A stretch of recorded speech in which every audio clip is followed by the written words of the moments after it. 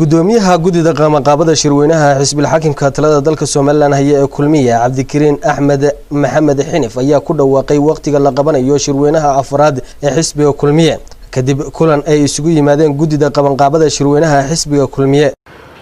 waxaan maanta halka ka dhawaaqaynaa in xisbiga kulmiye uu qabsan doono shirweynihiisii afraad bisha October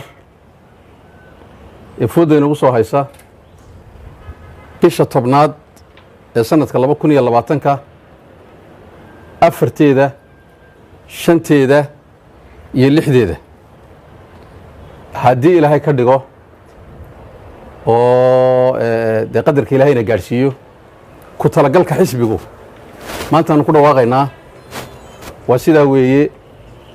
marka waxaan u diraynaa ugu baaqaynaa xubnihii xisbiga qolihii dhexe xisbiga ergooyinka shirweynaha iman doona inay isu diyaariyaan u diyaar garoobaan ka qayb qaadashada shirka.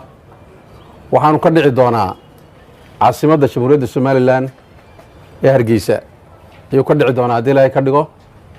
ku talagalkayga waa 3 maalmood inuu socdo waa loo diyaar garoobayaa. dhanka kale gudoomiyaha gudida qabanqaabada shirweynaha xisbiga xaakimka kulmiye Cabdikariin Axmed Maxamed Xinif waxa uu ka waramay taariikhda xisbiga kulmiye iyo muddada uu jiray iyo shirarkii kala duwana oo xisbigu soo qabtay isagoo xusay inay waayaarag u yihiin shirweynayaasha kala duwan ee xisbiga kulmiye.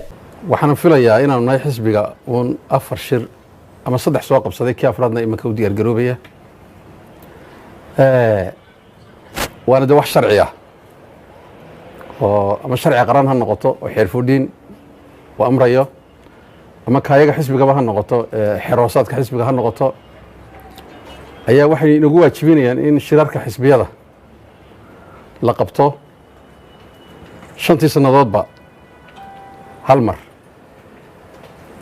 dhinaca kale markaad ka eegto annaga waxaad moodaa saan u qabano 5 sanadoodba hal mar inuu ka yar yahay waayo marka xisbigu yahay 18 jir ee 4 shir uu yahay waa 4 sanadood iyo barba shir baanu qabanay marka waanu buuxinay anagu runtii shuruucdii.